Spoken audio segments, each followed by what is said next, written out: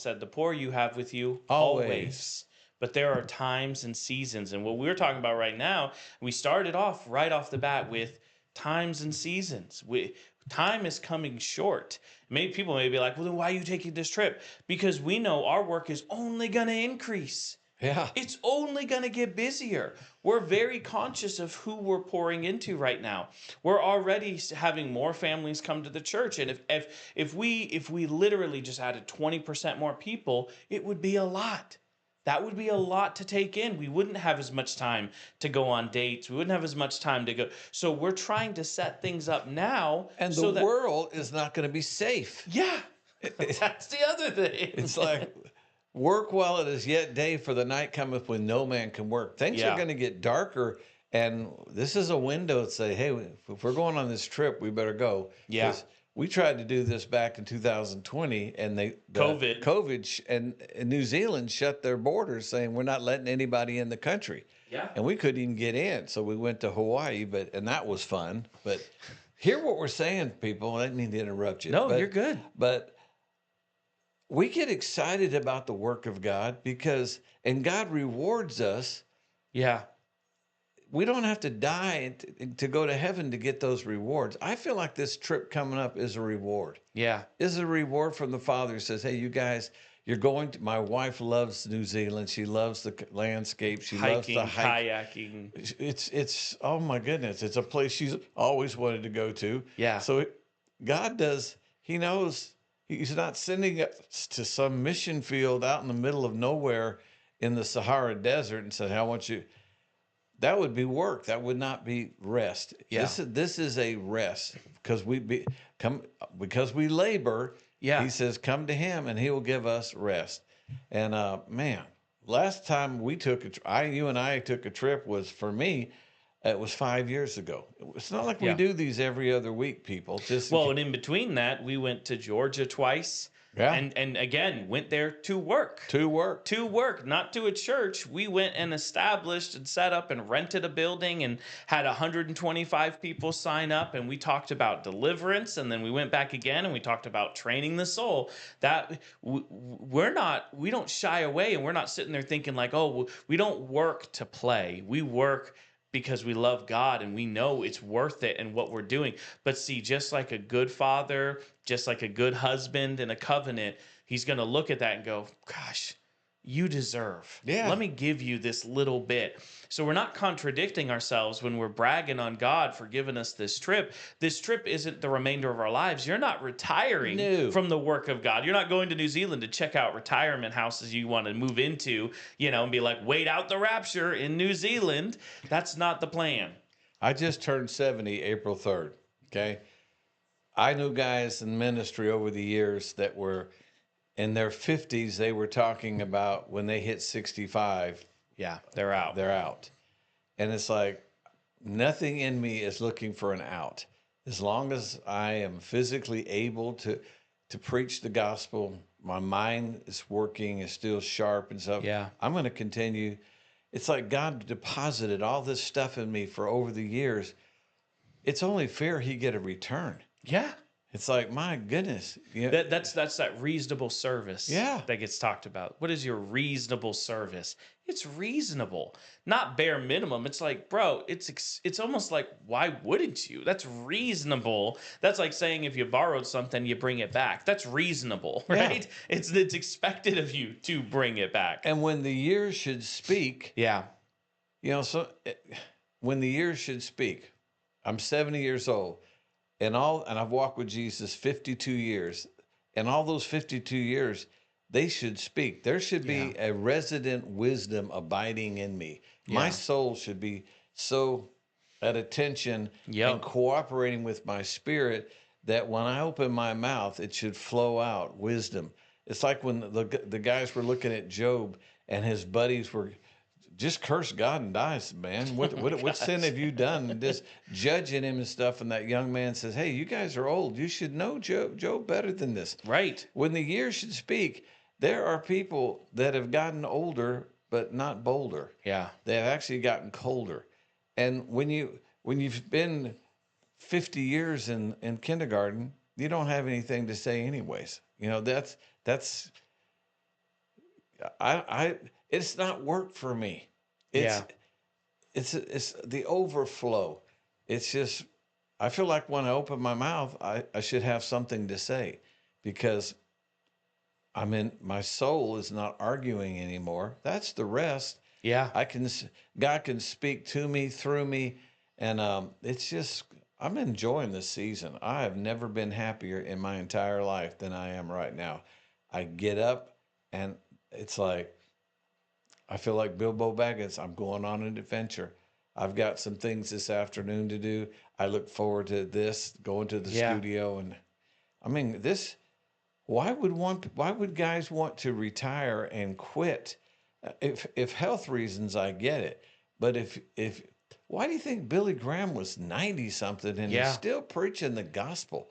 Some of these guys recent in the last few years, Pat Robertson, up in his 90s. Why are these guys God using them to the very end? Because the harvest is ripe and the labors. When God Yeah. has spent years pouring into a man, and it's like I want to get everything Yeah. all I can get out of this guy. Rick Joyner, these guys, he can't even. His knees are wore out, but he's Yeah. sitting in a chair because he's still preaching the guy. I love these guys that are still firing away and they're raising up sons. I feel like I've spent years pouring into you, and I Yeah. am excited. I feel like if I go tomorrow, my ministry is going to keep on going because Yeah. you're Timothy. I'm Paul. You're Timothy. And it's going to keep on going. And it's like, it won't miss a beat. And it's like, come on. When I see these guys, these mega guys, and they're just doing satellite churches and it's just reproducing themselves, that's not the kingdom. Yeah. Instead of, I've reproduced the kingdom in you.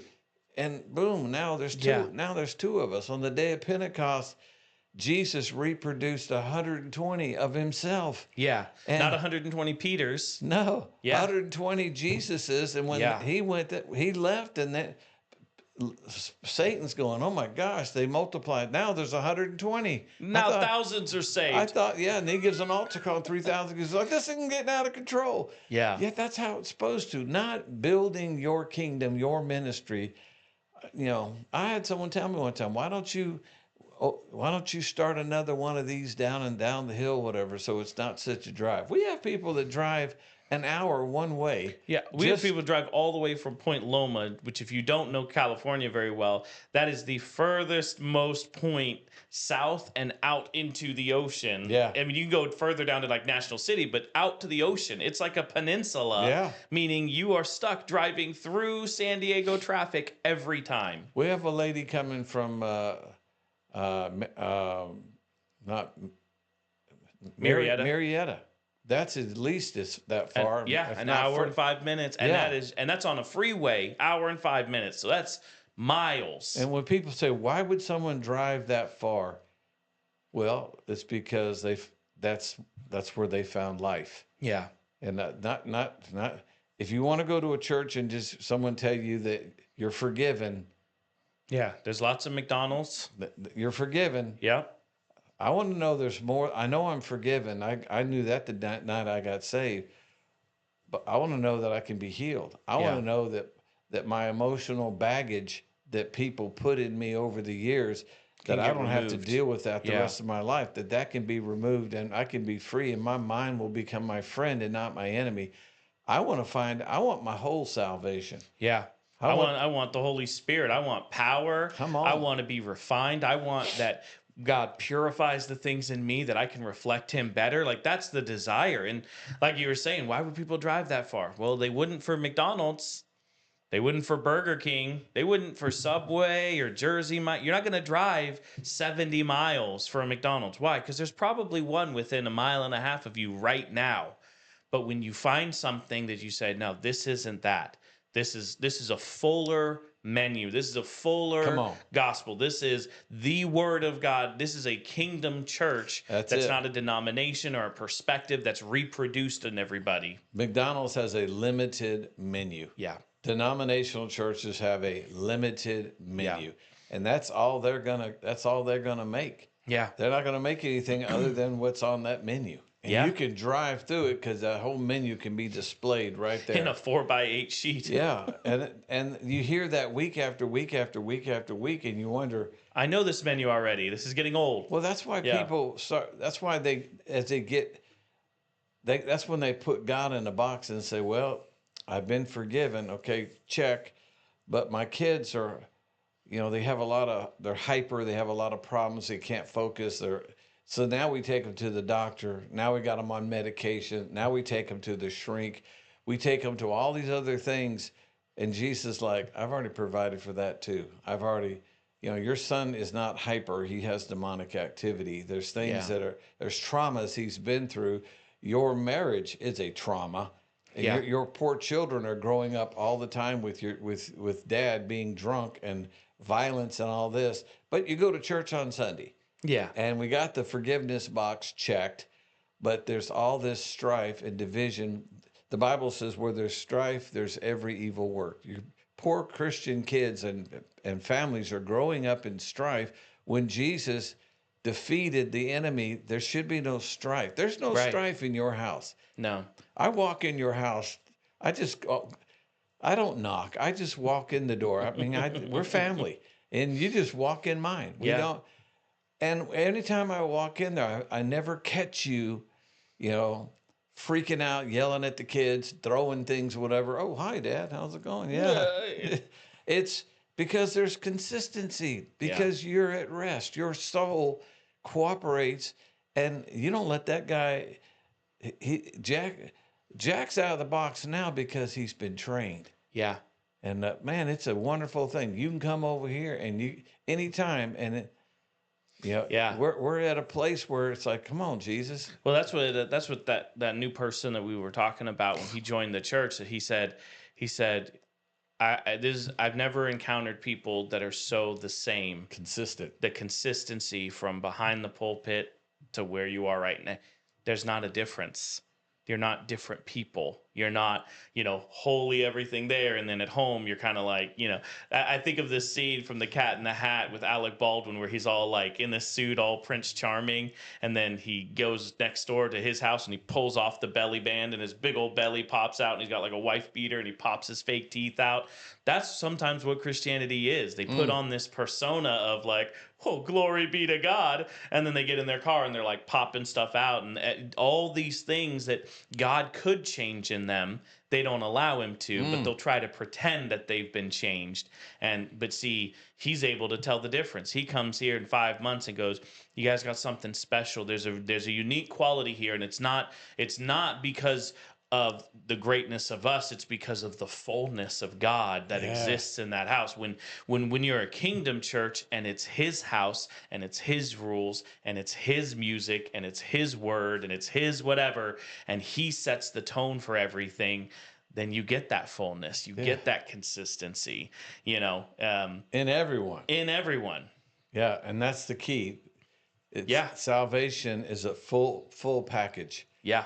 So to be saved, spirit, soul, and body, we have a sign out front of our church that says, Church of Ramona, a place of healing for your spirit, soul, and body. It is a place of healing.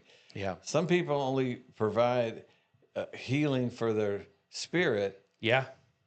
Because they get born again, but they don't provide the healing for their bodies or their soul. And we're a triune being. That's only getting part of you well. It's like the doctor, you get in a car wreck and you got your legs broke, your arms broken. And he's taking care of a hangnail. Yeah, and he says, well, I fixed your broke arms. What about the broke legs? I don't do legs. Yeah. So you're going to have to go, so I just got to deal with this pain and that. Yeah, it's just, that's as far as we go. That's our hospital. See, the church is a hospital. Jesus is a general. Oh, that's good. He's a general practitioner. He's not a specialist. Yeah. I only forgive sin. Yeah. Yeah, but I'd like peace of mind. I just forgive sin. Oh, you'll get some peace of mind because of that.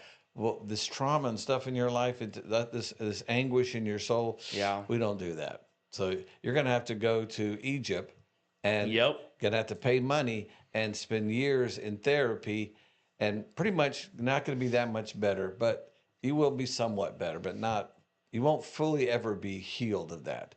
but that's just the way it is. Yeah. That is not You'll our always God. walk with a limp. Yeah, You're that always is not our God. no. And that example of the hospital is so perfect too, because that's what it is. We are a hospital, but we see hospitals in Western medicine as we treat the symptoms. It's not about curing, it's just about treating, right? Right. But that's not the way that God operates. God's like there's a reason why doctors, lawyers, they kind of have a special reservation, because woe to you because you profit off the hurts of the people.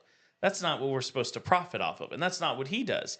Freely receive, freely give. That's what's crazy. He's the hospital across the street that's like free care for everything. And people go, yeah, but I don't know. This other place over here, I got to fill out forms. I got to pay all this money. They probably know what they're doing. And they choose the world. They choose the knowledge of good and evil every time. And he's like, meanwhile, here's the hospital tree of life, and people won't darken the door. Or when they do, they go in and they're gushing blood and everything. And we were watching that video, the lady with the nail in the head, and they're saying all these symptoms, and he goes, okay, well, I can take care of it. No, not that. It's not Take care of all these other symptoms.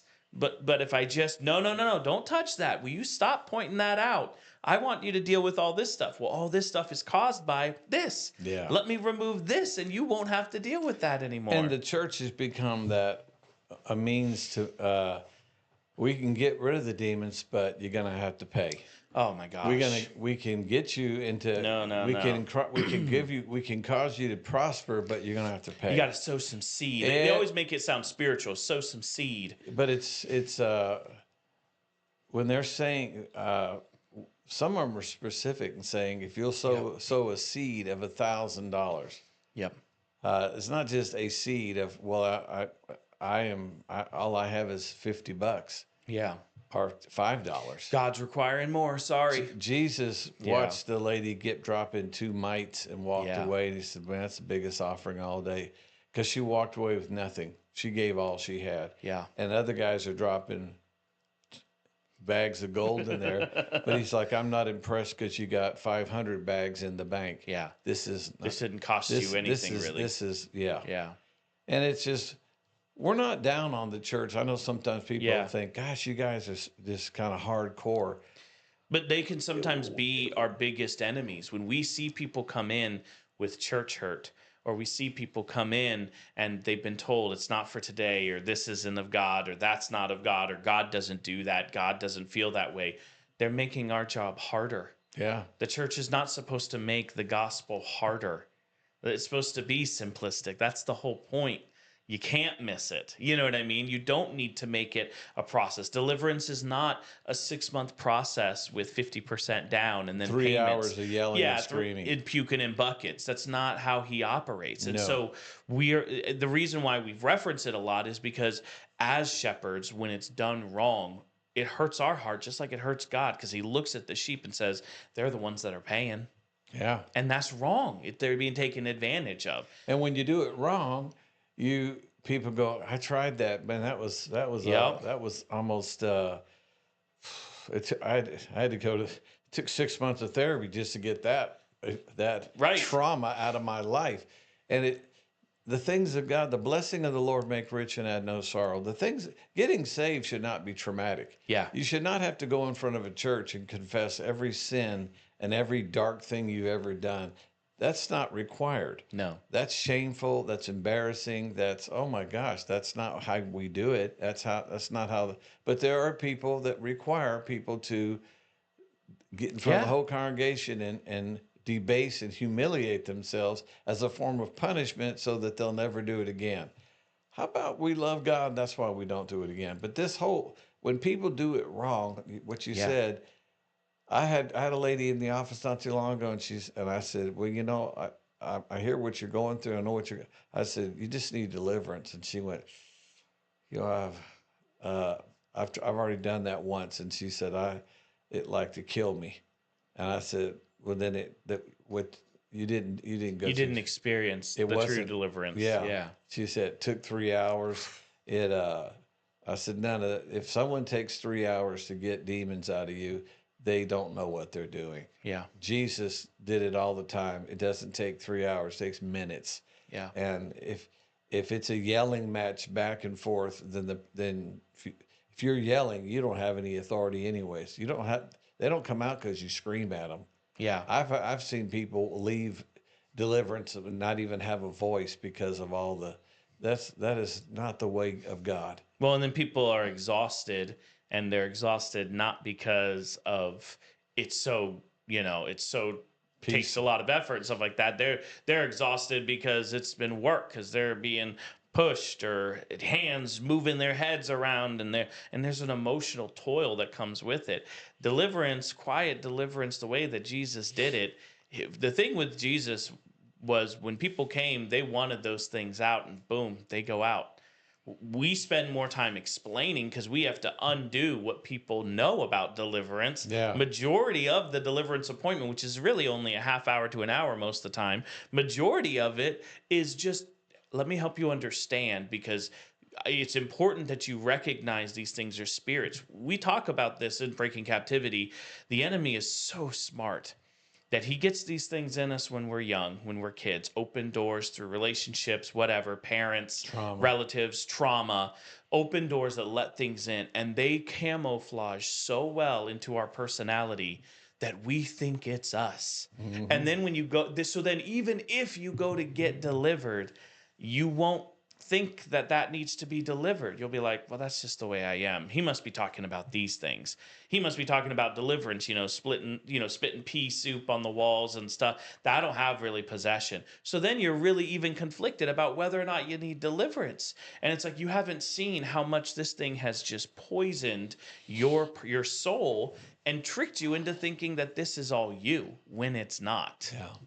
Well, whole people are so far and few between. Yeah. And you really don't realize what you're lacking till you get around somebody that's whole. Yeah. If you're in a room full of people in wheelchairs and that's all you've ever known. I mean, I saw a thing on Twilight Zone one time where everybody had these like pig noses. Oh, yeah. And then this person had surgery and they had and they wrap off the bandage and stuff. And it's this lady who has a normal nose, and everybody's looking at her like, oh, hideous. Because everybody had these pig noses, and she's the only one that had a normal nose. And that's kind of in the church. Everybody's so wounded and broken. Yeah. And that's kind of the norm. So when you run into someone that has peace, they almost get persecuted like, oh, here comes Miss Sunshine. Here comes Miss Everything's Peachy. And it's like, well, I do have peace. Oh, aren't you special? It's like, you almost it's like, yeah, this is the day the Lord has made. I'm happy. Every day's a good day. Ooh. Well, you must not be battling Satan, because I was battling Satan all week, and that it just perpetuates that lie. Like we said at the beginning, when you're up on that eagle and you look down and you see all that death around you, you didn't realize how dead you were until you were alive. Yeah. And it's the same thing with wholeness. You don't realize how broken you are till you get around whole people. Forgiveness of sins is great, but that's the whole purpose of getting into a body. Again, we started this off with time is running short. Laborers need to go into the harvest. The harvest is not just pluck it, it's take it back somewhere to be processed, to be stored, to be preserved, be refined into the purpose that God has for it. We need to stop living like we have this infinite time of trial and error, and I can keep backsliding and always coming back and backsliding and always coming back, because there's going to come a day. Why would you ever risk being separated from God eternally because you were just on and off, on and off, on and off? You've been on the front lines for 52 years. People have tried to take you off the front lines, didn't work, because this is what you're called to do. Yeah, This is what I was called to do. And so when the Lord's like, make it happen, and you're like, okay, time is short, okay, those actions have to follow. You know what I mean? And when I was talking with the boys last night, because we've been reading through James, and it was talking about faith. Faith without works is dead. And we were talking about coming to work for the church. I said, I believe God told us to come and work for the church, and it's evident by the fruit. That's what we were supposed to do. And I said, but when we went to go do it, It's not like we did the math and we're like, okay, so we have 3 years worth of salary backed up for you. So at least for 3 years, you're good. Wasn't like that at all. There wasn't even, we didn't crunch numbers. It wasn't a logical thing. And that's a struggle for some people because they'd be like, well, you got to be wise. You got to be prudent. When God tells you to do something, he foots the bill. When God tells you he's going to make something happen, he makes it happen. Yeah. You just be a good steward with what you have. It might be a small portion. Be a good steward of that, but don't try to enlarge your portion. If God makes it happen, he will do it. He'll foot the bill. And just talking to them about that, about how your faith has to have corresponding action. You can't say you love someone and not lay down your life for them. You can't say, oh, God is my God and he's the King of Kings, Lord of Lords. He is my God and my Savior. And he says, great, I want you to go and you have a gift and calling on your life. I want you to reject what you've been building here. It's been great. You've learned a lot. It's a preparation, but now's the time because time is short. I need you in the harvest. And you drop everything. And it was like Elisha. It's like, okay, slaughter the fatted calf, burn the thing, And work was desperate to be like, why don't you take a month? Take a month to think about it. You know what I mean? We'll put you on some leave, just test the waters kind of thing. And I told him, I was like, you could give me a month, my answer's not going to change. Well, we'd feel more comfortable if you took a month. Took a month, at the end of the month, answer didn't change. And they asked, well, are they offering you stuff? It's not about the pension, which doesn't exist, the 401k, which doesn't exist, much to some, people's surprise of like, I can't believe you guys would do this without all of those things laid up for yourselves. Why would I lay up anything earthly? See, Religious people, I know people that would sit there and say that was not wise. Yeah. But God has provided. Yeah. And they would still, even though he's provided and all this stuff, they're saying, well, you're not, you and Mike both don't have a future. You don't have all this, your portfolio doesn't look that good. Yeah. It's like David in that movie the other day. He says, you're looking at the giant instead of seeing the greatness of our God. Yeah. And see, there's people that go, you're not looking at the numbers. Yeah. No, we're looking at the greatness of our God. Do you think God is going to fail me because I haven't put back all this stuff and I haven't invested all this, that when I need him most, if something happens to me and I can't work, you think he's going to just say, well, there's Mike Hall out there was a homeless guy. God used him for years. And then he discarded him. Yeah. When he needed him the most, he just chunked him off. See, that is not my God. But that's how the world and finance people look at everything's done by numbers. Yep. And see, with God, it's not done by numbers. Sometimes opposite numbers. Look at Gideon. Oh yeah. It's not the numbers. No, he does it to show that he's God. Yeah. And when he said, look at Solomon and all his glory, he was not, none of the were arrayed like him. Yeah. He feeds the sparrows. He takes care of that. Those aren't filler scriptures that don't mean what they say. When Jesus says, seek first the kingdom of God and his righteousness, and all these things will be added, I believe that. Yeah. I believe the king is going to provide everything that I need. Not religious people saying, well, your needs, not your wants. No. New Zealand's a want, and he provided. He provided for it. He's provided many. I was showed a lot of love this weekend after church. People dressed up like the 70s, which was difficult to preach out there to people wearing big old fros and long hair and stuff. And it was kind of sparkly platform shoes. Oh my gosh, it was hilarious. Sometimes people think like, man, I bet your church is hard. Everybody, you're bringing all these hard sayings. Everybody dressed like the 70s. Yeah. And it was awesome. And everyone fellowshipped and had fun. A lot of laughter. We laugh a lot at our church because God is funny. Yeah. And his kingdom, when you realize that he's got everything under control, it's not heavy. Yeah. Because he's going to take care of it. And we went out and had all kind of good food after church, and it was wonderful. And, that's the thing. I like you said, people sometimes they might like this podcast, and it says hard sayings, but it's a different crowd we're talking to right now. This is more. We talk a lot to pastors. We talk a lot to those that are disciples, to those that have responsibility and things.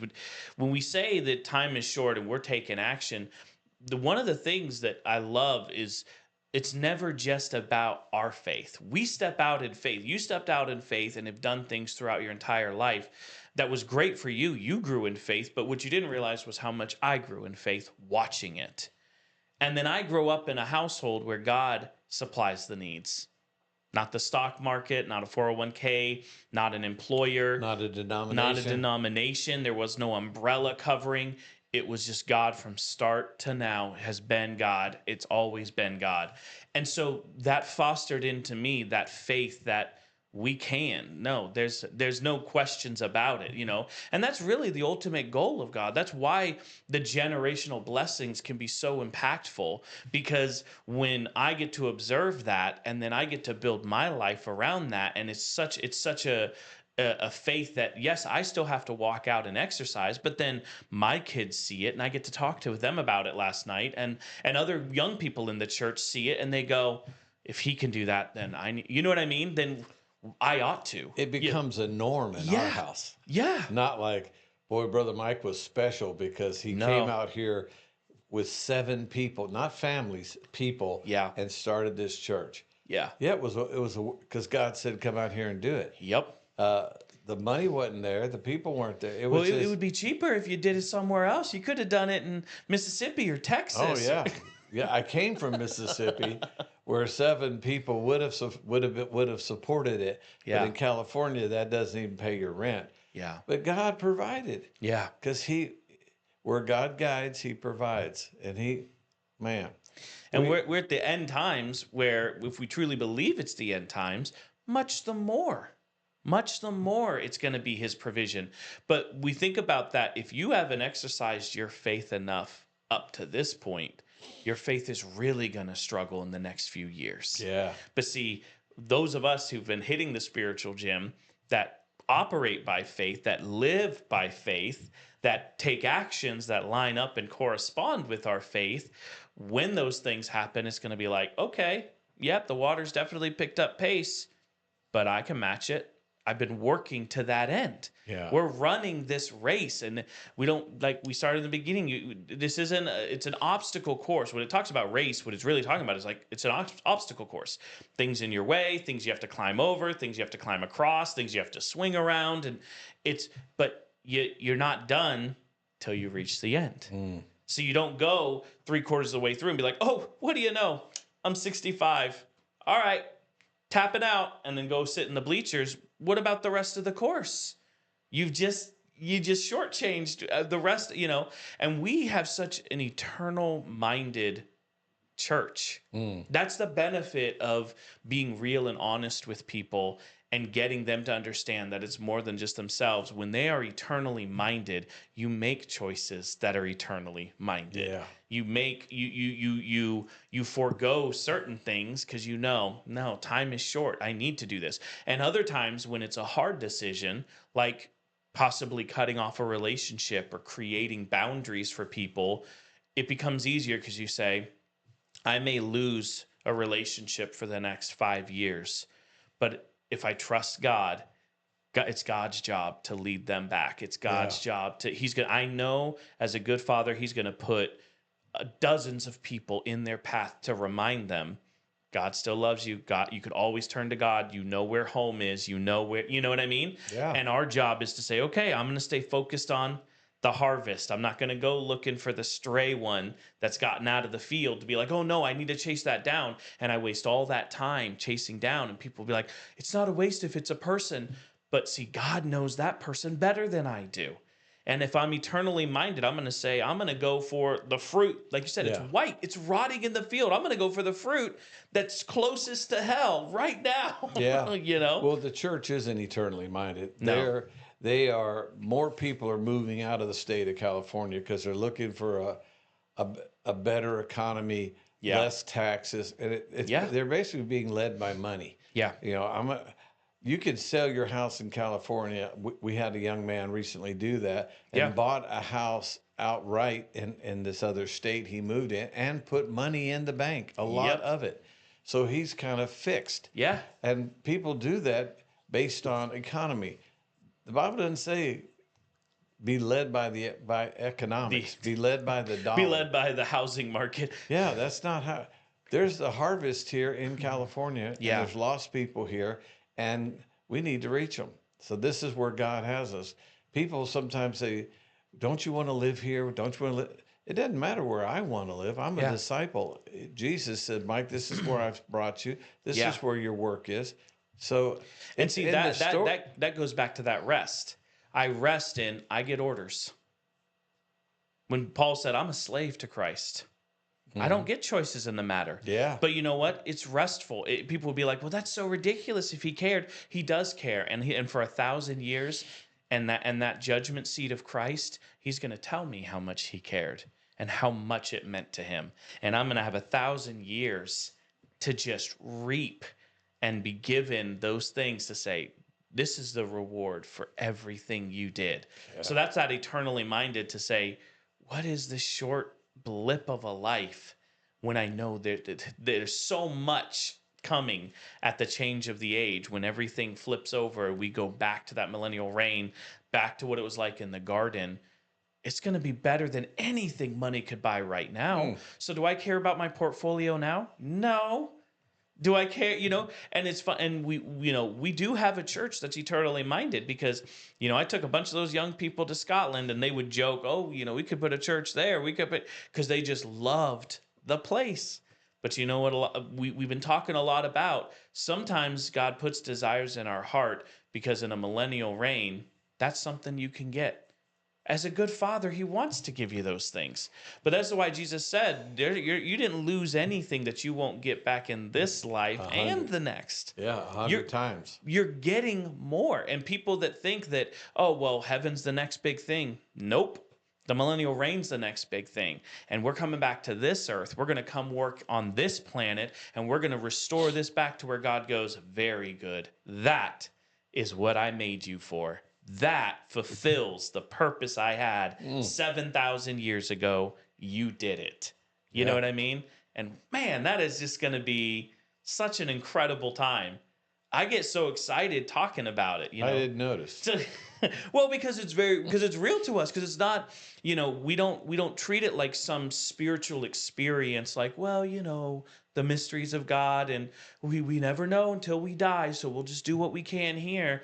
He laid it out for us. He gave us the gospel. Revelation tells us what will come to pass. The angel says this must come to pass, which means these are things that they cannot be changed. Right. We cannot change them, nor would we want to, as much as we say, "Oh, it's so scary, everything that's going to happen." When people say, "Wouldn't it be cool if you could know the future?"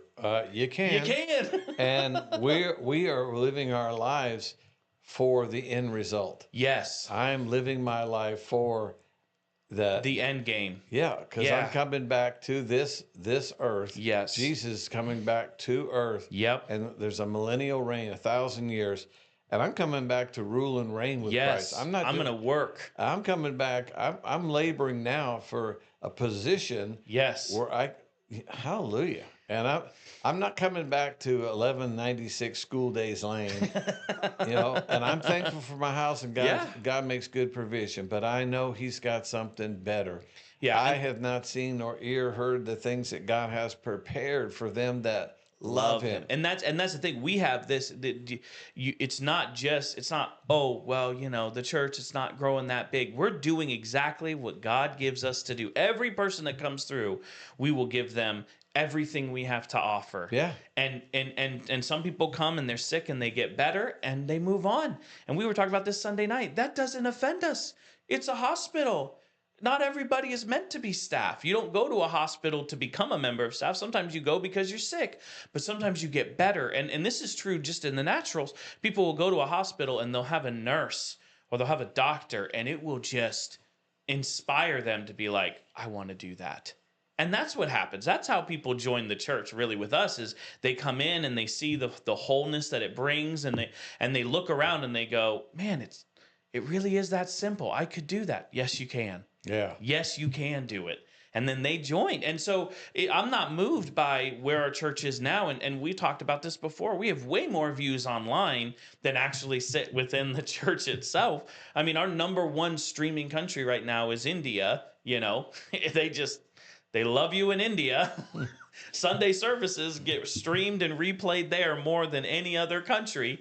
But we will not know. That's what's going to be so glorious is that millennial reign. Could you imagine you being like the governor of, the Caribbean or something like that, and then right there with you is some Indian man from from somewhere in the countryside who watched all those and ministered to his village and talked to all of his people. And this is Brother Mike, you know what I mean? Like this, and now I get to work with you for 1,000 years. I mean, oh my gosh, you're not going to know the impact those kind of things. I know. It's just. People think, how can you guys be so excited? You don't know what's coming. See, when people talk like that, it's like, you don't read your Bible. Yeah. Because the things that God he wants us to know, he's made known to us. Yeah. There are mysteries. Yeah, we don't know a lot of the logistics of different things. Yeah. But he's laid it out that Jesus said to his disciples, labor that where your treasures are, where your heart is, your treasure's going to be.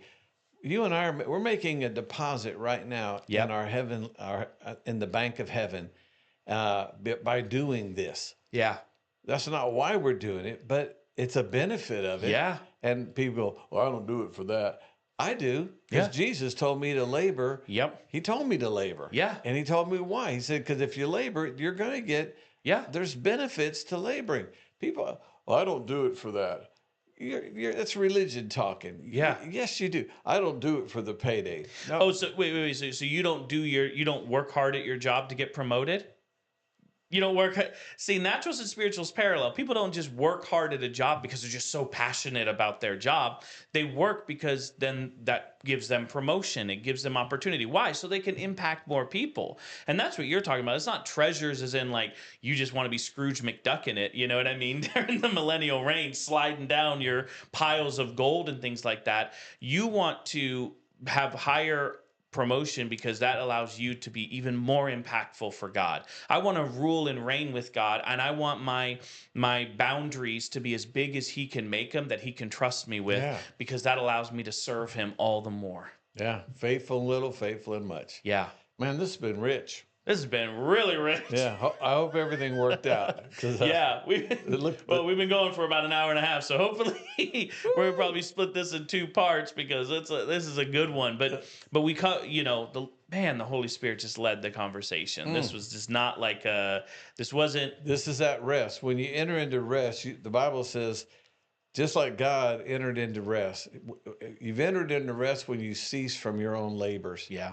We can walk into a room like this morning and sit down and begin to talk and draw from the well of God in us. Yeah. Jesus said, out of your bellies will flow a river. We just opened the floodgates and let the river flow out. Boy, that was so good. Did you script it? We never script.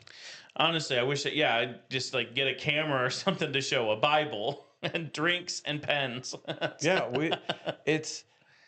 He said, when you stand before the people, in the synagogues or whatever, he says, don't premeditate what you're going to say. In that hour, it'll be given to you. Yeah. Well, if he can do that when you're standing in front of a judge or a jury or a trial, can't he do that in a podcast? Yeah. Can he do that on a Sunday morning? And that's what we trust him to do. Yeah. He'll fill your mouth, long as you have put something for him to draw, long as it's his word coming out. Yeah. And so it's enter into rest. You enter into rest. That's the word of the Lord. Rest, rest, rest. Come on. Till next time. We'll be seeing you.